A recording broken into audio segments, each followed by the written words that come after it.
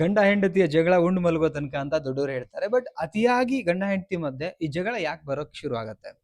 ಕಾರಣಗಳು ನೋಡೋಣ. ಯಾವ್ಯಾವ ವಿಚಾರಕ್ಕೆ ಜಾಸ್ತಿ ಕಿತ್ತಾಡ್ಕೊಳ್ತಾರೆ ಗಂಡ ಹೆಂಡತಿ ನೋಡ್ತಾ ಹೋಗೋಣ.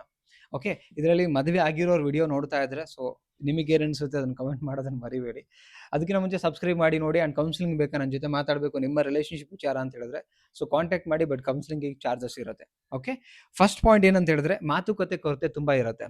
ಅಂದ್ರೆ ಏನಾಗುತ್ತೆ, ಜವಾಬ್ದಾರಿಗಳ ಮಧ್ಯೆ ಈ ಮಾತಾಡೋದು ಅದು ತುಂಬಾ ಕಡಿಮೆ ಆಗ್ಬಿಡುತ್ತೆ. ಈಗ ಅವಸರ ಡ್ಯೂಟಿಗೆ ಜಾಯ್ನ್ ಆಗಿರ್ಬೇಕಾಗುತ್ತೆ, ಅಥವಾ ಬಿಸ್ನೆಸ್ಸಿಗೆ ಆಫೀಸಿಗೆ ಹೋಗ್ಬೇಕಾಗತ್ತೆ, ಅಥವಾ ಹೊಲದ ಕೆಲಸ, ಅಥವಾ ಒಂದು ಬೇರೆ ಏನೇನು ಕೆಲಸ ಮಾಡ್ತಿರ್ತಾರೆ ಡಾಕ್ಟರ್, ಇಂಜಿನಿಯರ್, ಲಾಯರ್, ಅವ್ರವ್ರ ಕೆಲಸದ ಮಧ್ಯೆ ಒಂದು ಜವಾಬ್ದಾರಿ ಬಂದ್ಬಿಡುತ್ತಲ್ಲ. ಸೊ ಅವಾಗ ಏನಾಗುತ್ತೆ, ಈ ಮಾತು ಅನ್ನೋದು ಇಬ್ಬರ ಮಧ್ಯೆ ಕಡಿಮೆ ಆಗ್ಲಿ ಅನ್ಸಕ್ ಶುರು ಆಗುತ್ತೆ. ಆವಾಗ ಜೊತೆಗಿರ್ತಕ್ಕಂಥವ್ರು ಯಾರೋ ಒಬ್ರು, ಗಂಡ ಇರ್ಬೋದು ಹೆಂಡ್ತಿ ಇರ್ಬೋದು, ಈ ತರ ಸಮಯ ಕೊಡ್ತಿಲ್ಲ ಅಂತ ಒಂದು ಟಾಪಿಕ್ ತೆಗ್ದಾಗ ನೀ ಅರ್ಥ ಮಾಡ್ಕೊಳ್ಬೇಕು, ಅರ್ಥ ಮಾಡ್ಕೊಳ್ತಿಲ್ಲ ಅಂತಾಗ ಜೊತೆಗಿರೋರು ಜಗಳ ಮಾಡಕ್ ಶುರು ಮಾಡ್ತಾರೆ. ಸೊ ನಾನು ಹೇಳ್ತೀನಿ, ಎಸ್ ಅರ್ಥ ಮಾಡ್ಕೊಳ್ಳೋದು ಮುಖ್ಯ, ಬಟ್ ಹಂಗಂತೇಳಿ ಜವಾಬ್ದಾರಿ ಮೇಲೆ ಡಿಪೆಂಡ್ ಆಗೋದು ಅದು ಕಷ್ಟ. ಬರೀ ಜವಾಬ್ದಾರಿ ಅಷ್ಟೇ ನೋಡ್ಕೊಂಡು ಹೋಗ್ಬಾರ್ದು, ಅದು ಬೇಕು ಹಂಗಂತ ಹೇಳಿ ಜವಾಬ್ದಾರಿ ಬಿಟ್ಟು ಬಿಡಬೇಕು ಅಂತ ಹೇಳ್ತಿಲ್ಲ.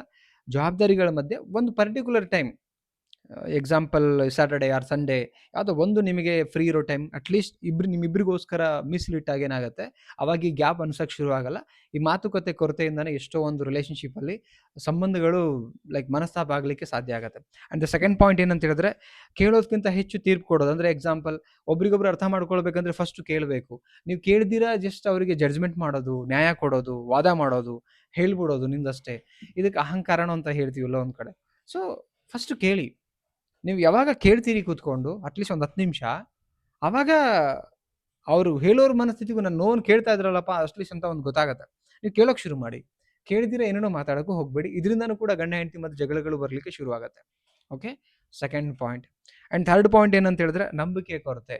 ಎಷ್ಟೋ ಜನಗಳಲ್ಲಿ ಏನಾಗುತ್ತೆ, ಜಗಳ ಮನಸ್ತಾಪ ಆಗ್ತಾ ಆಗ್ತಾ ಆಗ್ತಾ ಆಗ್ತಾ ಅನುಮಾನ ಬರೋಕ್ಕೆ ಶುರು ಆಗುತ್ತೆ.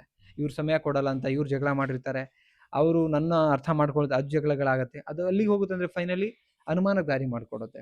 ಹೆಂಗೆ, ಇವ್ರು ಬೇರೆ ನಂಗೆ ಸಮಯ ಕೊಡ್ತಿಲ್ಲ, ಬೇರೆ ಯಾರ್ದೋ ಒಟ್ಟಿಗಿದ್ದಾರೋ ಏನೋ, ಈ ಥರ ಥಾಟ್ ಬರುತ್ತೆ. ಅದಕ್ಕೆ ಅದು ಬರಬಾರ್ದು ಅಂದರೆ ಇಬ್ಬರು ಕೂತ್ಕೊಳ್ಳಿ, ಒಂದು ಅಂಡರ್ಸ್ಟ್ಯಾಂಡಿಂಗ್ ಬನ್ನಿ. ಆ್ಯಂಡ್ ಯಾವ ಟೈಮಲ್ಲಿ ನೀವು ಒಬ್ರಿಗೊಬ್ರು ಸಮಯ ಕೊಟ್ಕೋ ಅದನ್ನು ಪ್ಲಾನ್ ಮಾಡ್ಕೊಳ್ಳಿ.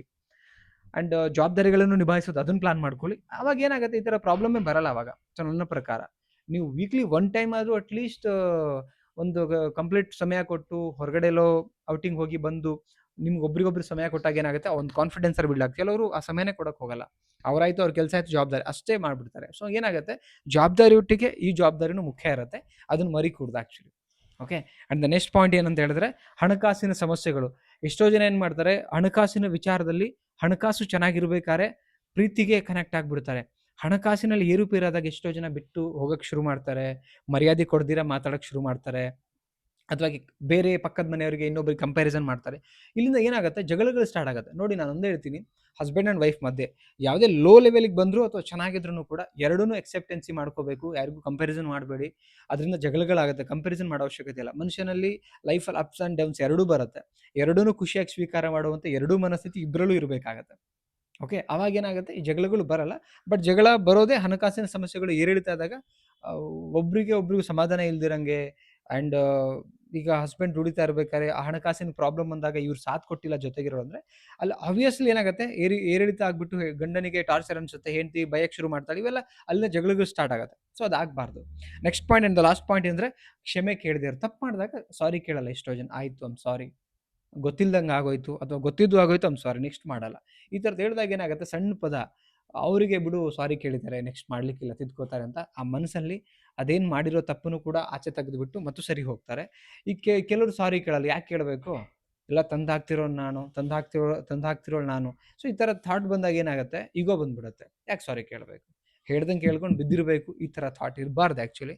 ಅದಿದ್ರೇ ಎಲ್ಲ ಈಗೋ ಬಂದು ಮತ್ತು ಜಗಳಗಳು ಸ್ಟಾರ್ಟ್ ಆಗುತ್ತೆ. ನಾನು ಯಾಕೆ ಹಿಂಗಿರಬೇಕು, ಪ್ರೀತಿನೇ ಕೊಡಲ್ಲ, ನನ್ನ ಜೊತೆಗೆ ಆಗಿರಬೇಕು, ಈ ಥರ ಥಾಟ್ ಬರುತ್ತೆ ಯಾರಿಗಾದ್ರೂ. ಸೊ ಹಾಗಾಗಿ ಗಂಡ ಹೆಂಡತಿ ಮಧ್ಯೆ ಮ್ಯಾಕ್ಸಿಮಮ್ ಈ 5 ವಿಚಾರಗಳಿಗೆ ಜಗಳ ಬರುವಂಥ ಸಾಧ್ಯತೆಗಳು ಇರುತ್ತೆ. ಮ್ಯಾಕ್ಸಿಮಮ್ ಮೋಸ್ಟ್ ಆಫ್ ದ ನೀವು ಪರ್ಸೆಂಟೇಜ್ ನೋಡಕ್ಕೆ ಹೋದರೆ.